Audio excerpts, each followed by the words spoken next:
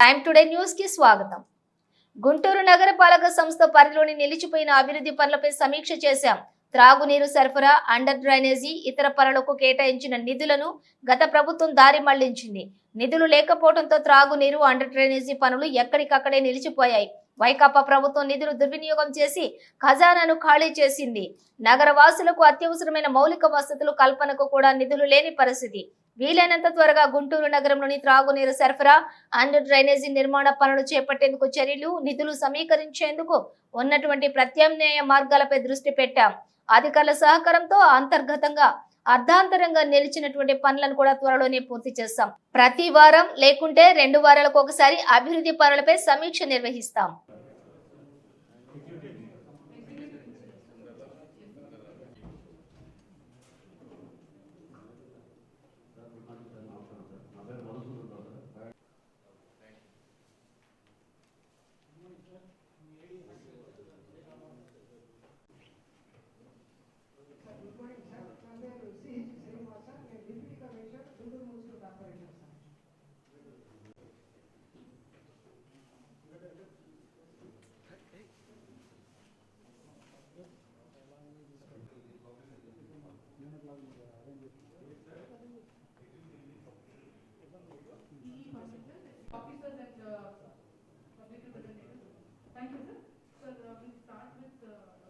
తీసుకో representation అయ్యన్నా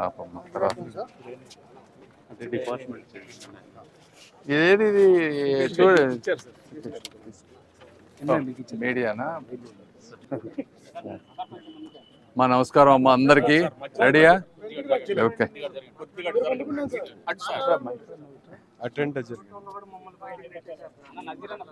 okay okay sorry అందరికి media మిత్రులు అందరికీ కూడా కృతజ్ఞతలు. మీరు ఎంత వెయిట్ చేసినందుకు. ఏమి లేదు, ఈ గుంటూరు చుట్టుపక్కల ఉన్న ప్రాంతాల్లో ప్రధానమైనటువంటి సమస్యలు ఉన్నాయి. అందరూ కోరుకున్నది water, clean drinking water, under ground drainage systems, అదేవిధంగా గుంతలు పడ్డ రోడ్లు.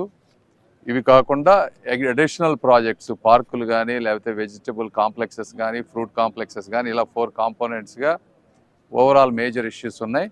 ఇవన్నీ 1 by 1 తీసుకొని వాటర్ కానీ, అండర్ గ్రౌండ్ కానీ, వీటన్నిటికీ సెంట్రల్ గవర్నమెంట్ ఫండ్స్ కొన్ని వచ్చినాయి. వరల్డ్ బ్యాంక్ ఫండ్స్ కానీ వాళ్ళు ఇవ్వాల్సిన డబ్బులన్నీ వాళ్ళు ఇచ్చారు. స్టేట్ గవర్నమెంట్లో లాస్ట్ 5 years ఆ ఫండ్స్ డైవర్ట్ అవ్వటం వల్ల, ల్యాక్ ఆఫ్ ఫండ్స్ వల్ల, అదేవిధంగా కాంట్రాక్టర్లకి ఉన్న గవర్నమెంట్ మీద నమ్మకం లేకపోవటం వల్ల చాలా టెండర్లు ఇన్కంప్లీట్గా అయిపోయినాయి. సో వీటన్నిటినీ రివ్యూ చేసి ఎక్కడెక్కడ ఆగిపోయినాయి, దానికి ఎవరెవరు కోఆర్డినేషన్ కావాలి.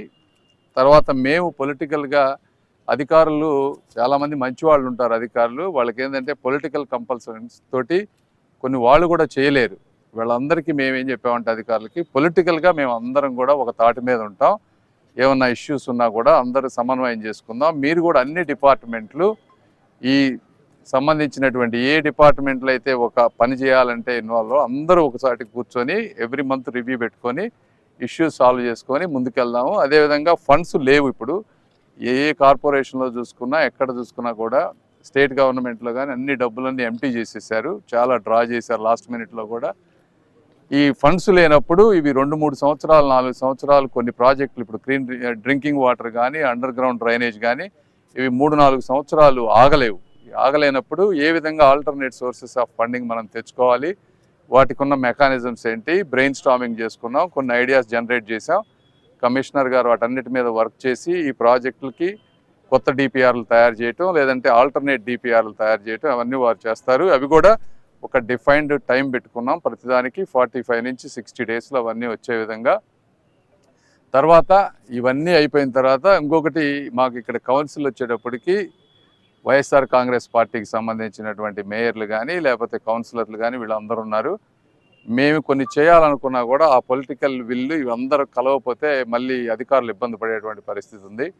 దాన్ని ఎలా సాల్వ్ చేయాలని అదేవిధంగా వాళ్ళతో కూడా మాట్లాడతాము. వైఎస్ఆర్ కాంగ్రెస్ పార్టీకి సంబంధించిన వ్యక్తులు అందరం కలిసి ప్రజా సమస్యల మీద, ముఖ్యంగా పేదవాళ్ళు ఇబ్బంది పడకుండా వాళ్ళకి ఎంత సాధ్యమైతే అంత తొందరగా ఎలా చేయాలనే దాని మీదే ఎంటైర్ బ్రెయిన్ స్టార్మింగ్ జరిగింది. Thank you. ఇప్పుడు స్టేట్ గవర్నమెంట్ నుంచి 400 crores రావాలి. ఇది ప్రీవియస్ ఎస్టిమేషను. కొత్త ఎస్టిమేషన్లో ఇంకా కొంచెం పెరిగే అవకాశం ఉంది. ఈ రోజున 400-500 crores డబ్బులు లేవు, ఎక్కడ అన్నీ ఎంటీ అయి ఉన్నాయి. వాటికే ఏ విధంగా ఫండ్స్ రైజ్ చేయాలనే వాటి మీద 1, 2, 3, 4 ప్లాన్స్ డిసైడ్ ఆలోచిస్తున్నాం. అవన్నీ ఇప్పుడే చెప్పలేము, వర్క్ చేయాలి వాటి మీద. But action has been started.